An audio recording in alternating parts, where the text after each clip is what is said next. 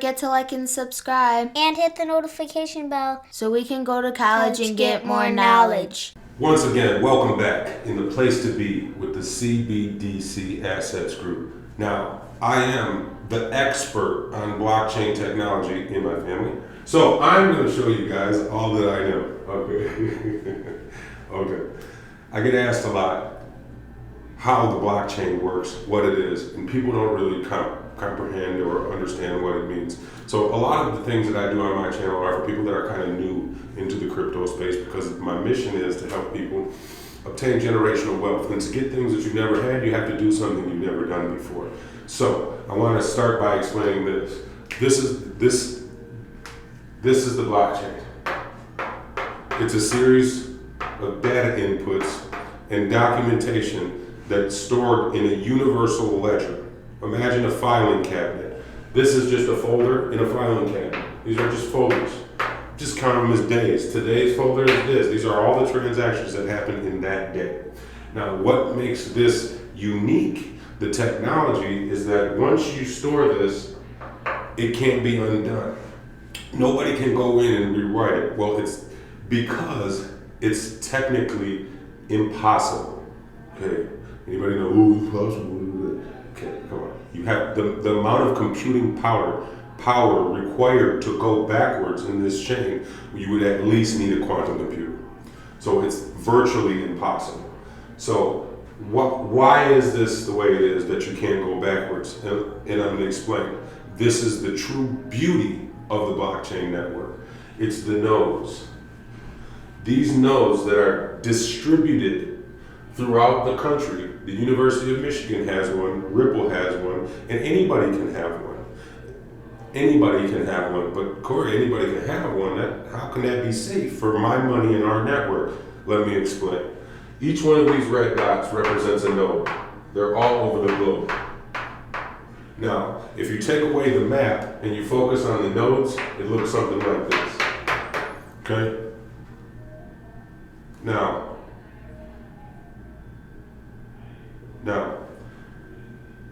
the beauty of this network is that these nodes are all computers that store the filing cabinet. Okay? And what makes it unique is Microsoft, for example. They have a building with servers that stores all of their information on it in one central location. So if I was able to get in and bug that, everything would be susceptible. Because there's, of course they have security, but it's just one point of failure. With this, you have all these different points for potential failure, right? And you say, well, how can that be safe? Because each node communicates with the other nodes, they document every transaction and verify. They verify with each other that the transaction is legitimate. How can you verify? Each node is incentivized to tell on the other nodes if they make a mistake. They get a reward. Excuse me. And that's how they operate. So what if we have a bad actor right here? What if we have, for example, the University of Michigan who says, I want to take this system down. They got a lot of money over there. I'm trying to get that money, man. You with me? Let's get this money. Yeah, let's get this money. So what we're going to do is we're going to start putting a whole bunch of stuff into the network saying that we deserve to get paid. Right? Okay.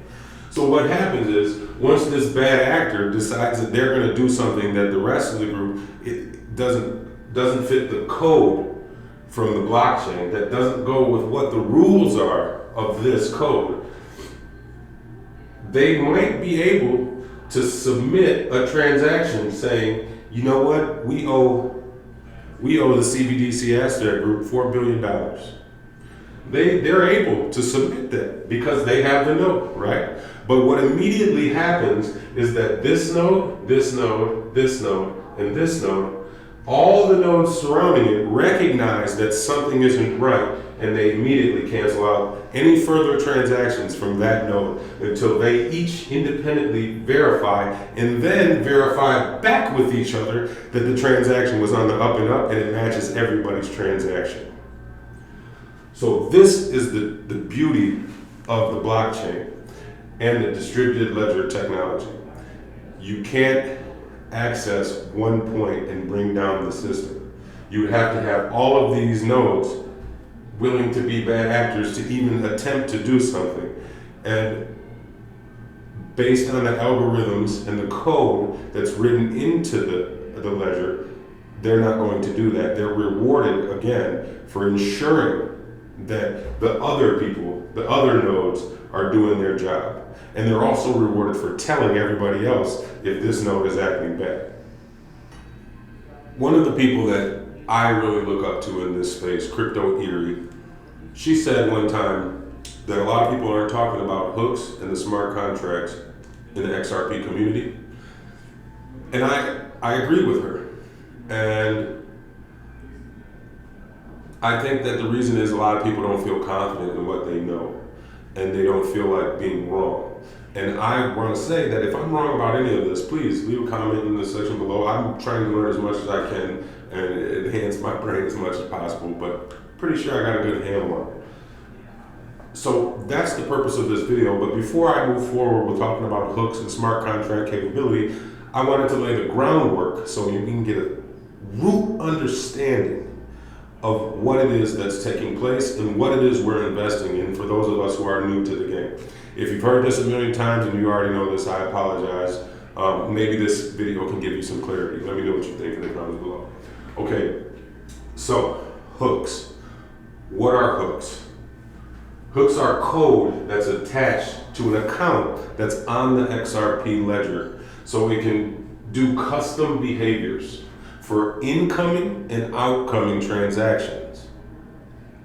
What does this mean? It means that it gives a smart contract-like capability to the XRP mainnet, layer 1.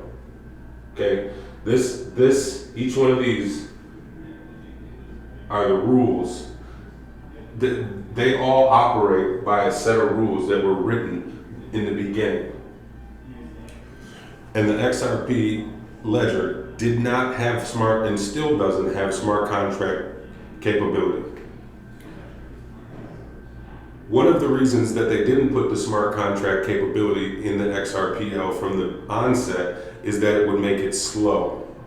And it would stop them from doing a lot of the things that they wanted to do, which is very smart. And David has changed his mind about smart contracts. The chief technical officer at Ripple recently has changed his mind about smart contracts.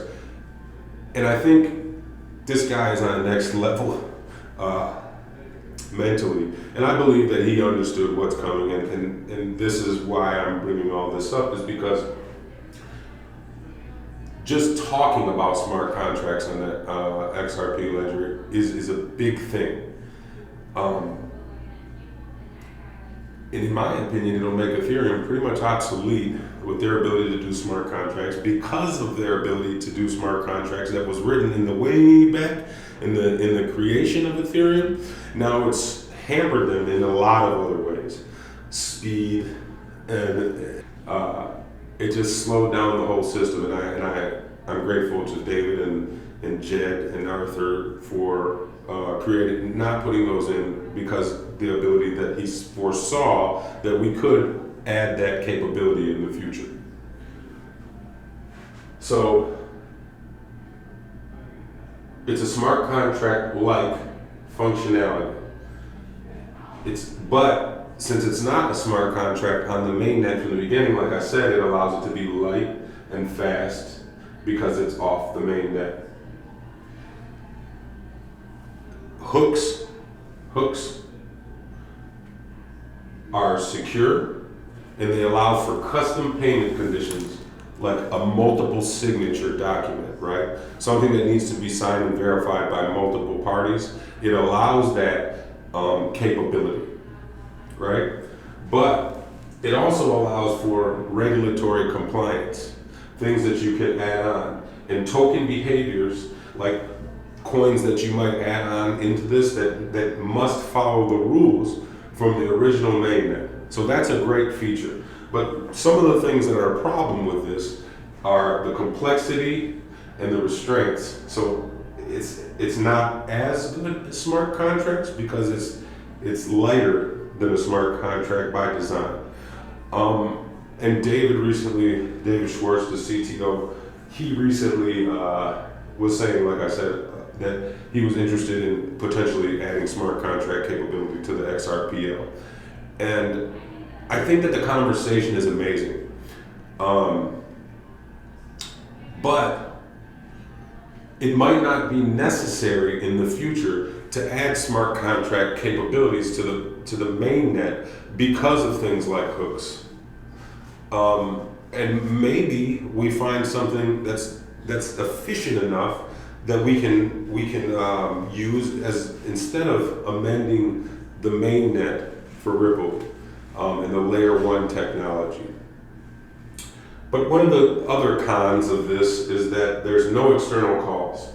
So what it means is that although this technology is great and you can have multiple signatures, documents, or approvals and contracts together, you can't go across platforms, right? So that's because it's so light. That's a problem with the hooks. So that's why people are talking about smart contracts. But again, who knows? But I'm just happy that we're having the conversation. I hope that this helped you a little bit. And tell me what you guys think. If I got something wrong, let me know. I don't want to mislead people. I don't want to sell hope to people. That's never been my intention. I just want to share information. But unfortunately, the information isn't as exciting as hopium. So a lot of people might not necessarily want to hear it. But that's all for me for today. I hope you guys enjoyed it. Let me know what you think in the section below. And again, if I did anything wrong or got anything wrong, let me know. I'd love to hear from you.